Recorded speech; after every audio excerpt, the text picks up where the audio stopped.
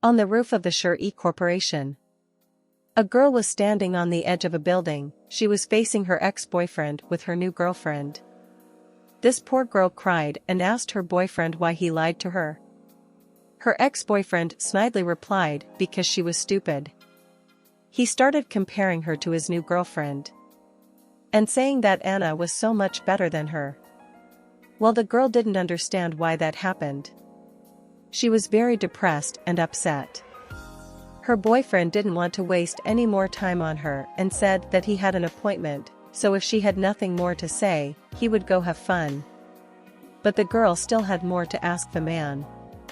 Now that everything had already happened, she wanted to make sure one last time that he and the Xiao family were the ones who were acting from the shadows and bankrupting her family. Her former young man laughed after saying that. He told her that she was crazy. Had she already forgotten that she herself handed him that contract?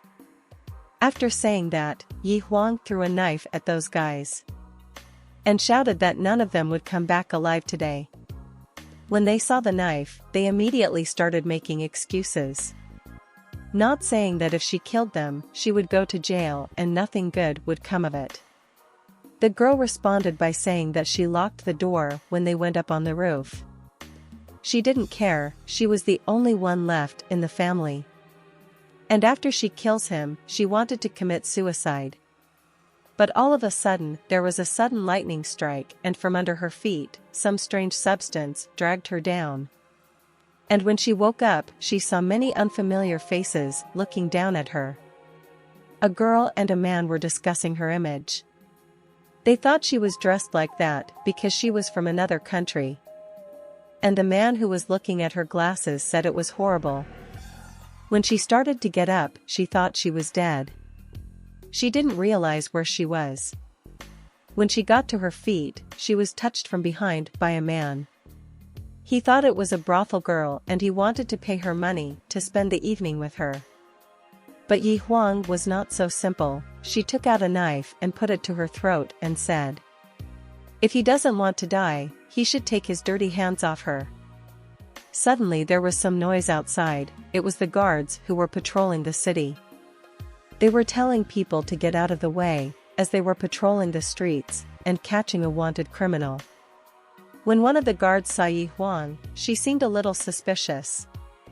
So she ordered her guards to catch and execute her. The girl was very confused as to why she should be executed on the first day she entered this world. One of the guards rushed at her with a sword and told her not to dare to escape from her goddesses, as today would be her day of death.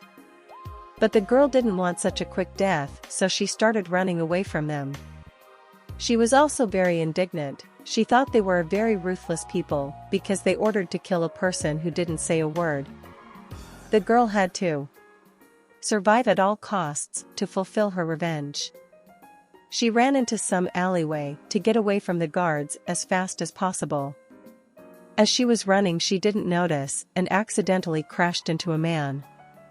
When she looked up, she saw a beautiful man. She apologized to him and asked him to let her pass. But instead, he grabbed her hand and covered her with his cloak and kissed her. The girl didn't think it would happen so quickly and unexpectedly. As the guards ran past them, the squad leader stopped and asked, "Did that man see a girl in a strange outfit running through here?" When the man turned around and looked at the girl, she felt as if she was paralyzed. She recognized it was the crown prince. She apologized to him and hoped she hadn't offended him with that question. The man got tired of listening to her talk, so he sternly ordered her to get out. Can't she see he's on a date with a woman? Or does she want death? The guard apologized once more and left. Meanwhile, Huang peeked out from under her cloak.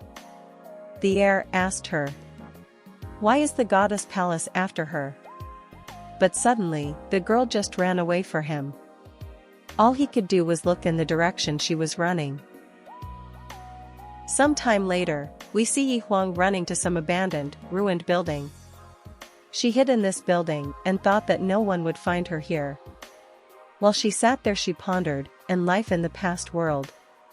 She thought that it was all her fault that she had acted unwisely in her past life. She really wanted to survive and make up for that mistake. She wanted to make that son of a bitch get on his knees and call her daddy. She said it so loudly that the guards who were passing by heard her voice. In an instant, instead of jumping over the wall of that ruined building, they found themselves beside her. This time the guards would definitely not let her escape. The squad leader ordered the others to seal this girl. And why was she brought to such a cruel world in the first place, the girl thought. The cube in which she was placed began to slowly shrink. She couldn't die on the first day, she was just beginning to slowly make sense of the world. The guards said she would die an agonizing death because she would be compressed by the cube. No one had ever been able to get out of the cube yet, so she would just be another victim to use the seal on. But what was the surprise of these guards when this cube just disappeared? They had never seen such a thing and were just shocked. The girl thought it was a chance to escape before they realized what happened. After a few seconds, the guards regained consciousness and ran after her. Already in the city, they realized that they had lost sight of her, so they decided to split up and search every corner in the city. Huang was watching them from the rooftop. She would never have thought that the martial arts classes her father made her take would ever be useful to her. Well, even in this place where she hid was not safe, she must leave this town. As she ran through the courtyard, she saw the man she had recently kissed swimming. He too noticed someone unfamiliar walking in his yard. And asked who it was? The girl waited a bit and jumped on him from behind and put a knife to his throat. He wasn't allowed to scream. And she just needed a place to hide from the guards. But suddenly a man grabbed her arm and threw her into the water. The man seemed very happy that they had met again. They seemed to be bound together by fate. The man said he knows the people who are after her. If she needed help, she could just ask. But asking for help, she didn't want to ask him. She thought she would make more trouble for herself if she asked him. The man leaned closer to her, but she asked that he not do that and let go of her hand. He immediately did as she asked, and the girl fell down. When she got up, she started yelling at him, "Why did he do that?" The man replied that she herself asked him to let go, and why is she angry with him now? The girl said that, just because of his good looks, this time she would forgive him. Leaving him, she slowly walked towards the exit. But just at that time, she heard the voice of the guards looking for her. Near this palace. The voice of the guardian was also heard by the air, and said that it looked like she would have to ask for his help after all. She didn't want to ask for his help, as she would become his debtor. But there was no way she could die here. It seems that the people who are looking for her are afraid of this guy. So she must forget her pride now, and survive.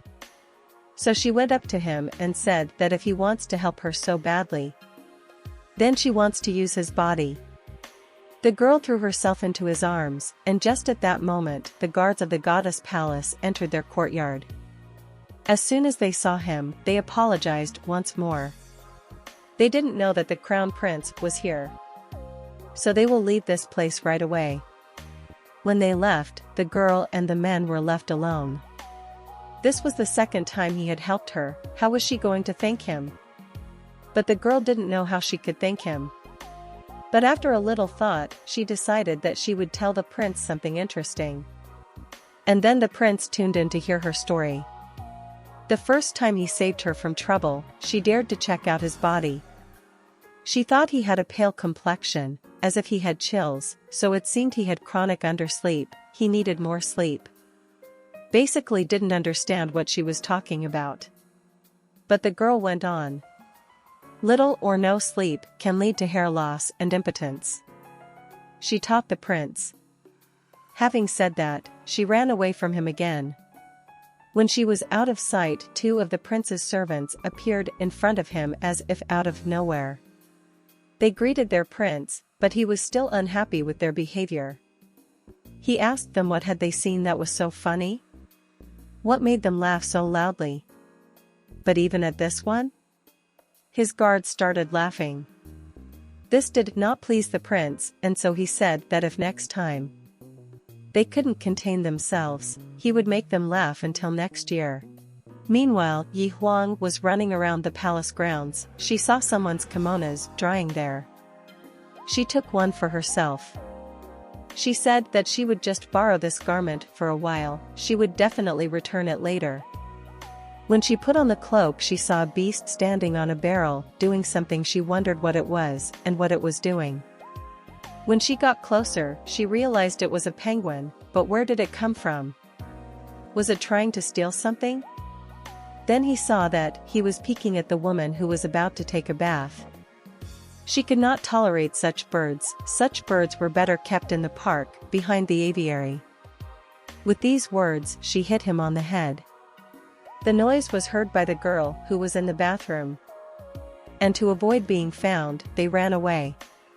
Already somewhere on the outskirts of the city, they stood opposite each other. The penguin asked the girl, "Who is she? Why did she sneak up and not attack him?" The girl didn't expect that this animal could talk. Her eyes sparkled and her mouth opened in surprise. The penguin didn't see that it was anything strange that it was talking. There are plenty of talking beasts in this world. But anyway, why was he peeping at that girl? That's what she wanted to tell him. She hates scum like that even if he's a bird. Replied that she doesn't understand anything. It's a craving for beauty. It's a craving for beauty. He said this while brushing the hair on his head. She also didn't pay for attacking him. He would beat her until she fell to her knees and started calling him daddy. Angrily said the penguin. The girl reacted to these threats with a sneer. He is a small penguin and can't even jump higher than her knees. But how surprised she was when she saw when the penguin jumped above her head. After jumping up, the penguin said that if she looked prettier, he would be unforgiving of her. Contrary to this, she looks mediocre. And the composition of the deplorability of the situation, the girl offered him to stop so that they discussed everything calmly. But it was already too late. The penguin hit her on the head and her glasses fell down and broke. If she didn't want to continue, she could kneel down and call him daddy, the penguin told her. But the girl got up and started crying. She began to complain to him. She had inexplicably come into this world, she was being chased, tried to kill, and bullied, and why should she do all this? Seeing her crying sweetly, the penguin was delighted by her sweetness. He went up to her and apologized. She could hit him again for hurting her. But the girl felt bad that this penguin was touching her. The penguin was saying that if she wanted to tie him up, he would agree to anything. But instead she hit him on the head again. Penguin admitted that he was wrong. To make up for her loss, he was willing to be her bodyguard. He wanted to protect her at every turn. Picking up her broken glasses, the girl said she didn't know whether there is an eyeglass store in this world. She can't see very well. Then the penguin said that she need not worry about her eyesight. To make up for it, he will give her his secret technique of magic eyes. So-called magic eyes. Whoever has them won't have any vision problems. And also have the ability to see through the enemy, the penguin told her. Meanwhile, inside the palace, the guards, after missing the girl, came to the head. If the elders find out about their incompetence, she won't be able to protect either, Aunt Wanyan told them. The head of the squad asked Aunt Wanyan to spare them. This happened because she didn't have time to finish before she was interrupted by the head of the squad. She asked her not to make excuses, but to say what she had to say. And the crown prince would make the decision.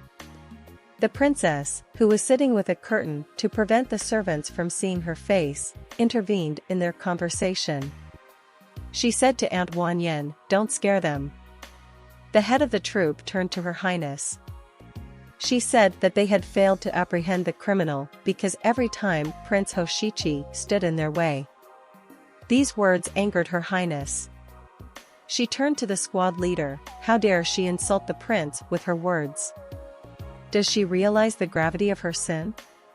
All the guards bowed their heads before the lady, and the squad leader said, "It's only speculation and her rumor.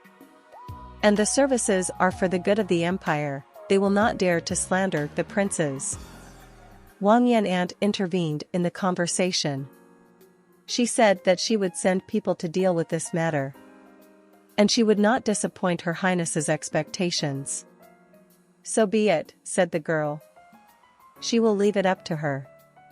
At this time, Huang continued her conversation with the penguin.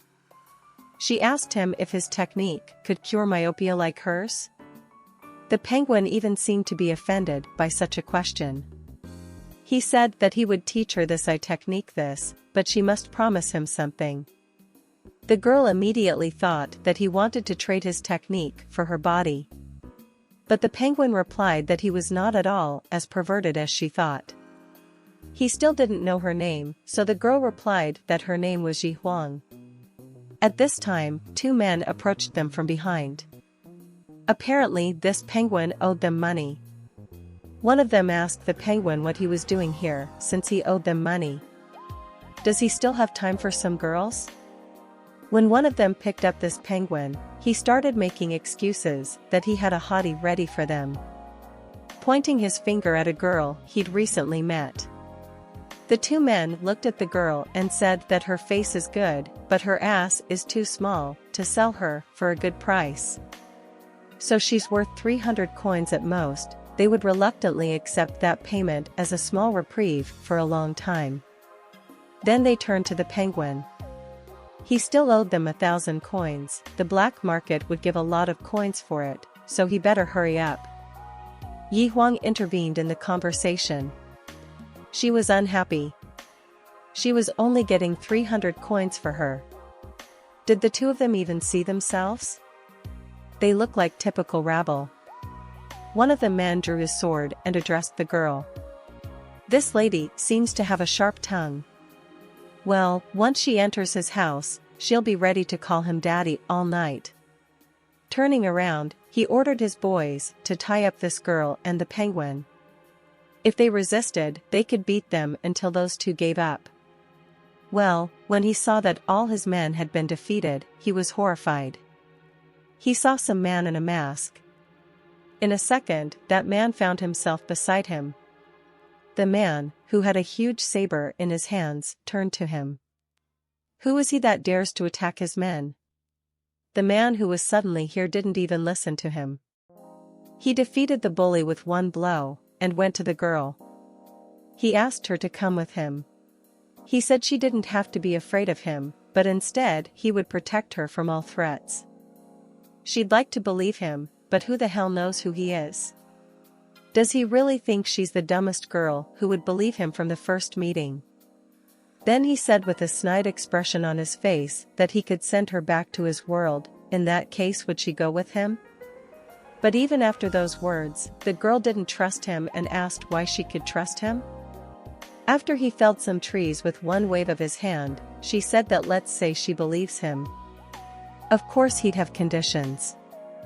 First, she would want to know what he wanted. Most likely it would be beyond her. After all, coming into this world, she had nothing at all. The man said that now was not the right time. He asked her to go with him to the 10th abode of darkness, and there he would tell her everything. He said this to the girl while stroking her head.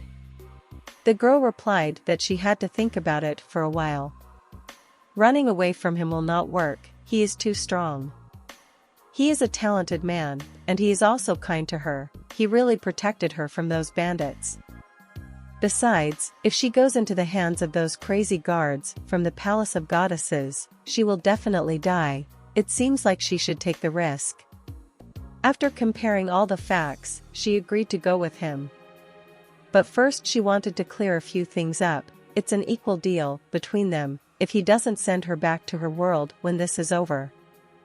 And that's when she interrupted her monologue. She realized that if he didn't send her back to her world, she couldn't do anything to him anyway. The man realized what the girl wanted to say and gave her his hand to make a pact. Though hesitant, the girl still agreed to it. After that, the man looked up into the sky and told his pet to come down. It was a white tiger with wings. The man told her that it was his riding animal. His name was G. At this time, a penguin was peeping at them. He fell down on purpose to be noticed and turned to the girl. He told her that he was trying his best. Would she leave him here? The girl picked him up and asked the man if she could take the bird with her. The man agreed, and the two of them sat on the white tiger. The girl began to hug it, and the penguin remained in the hands of the man.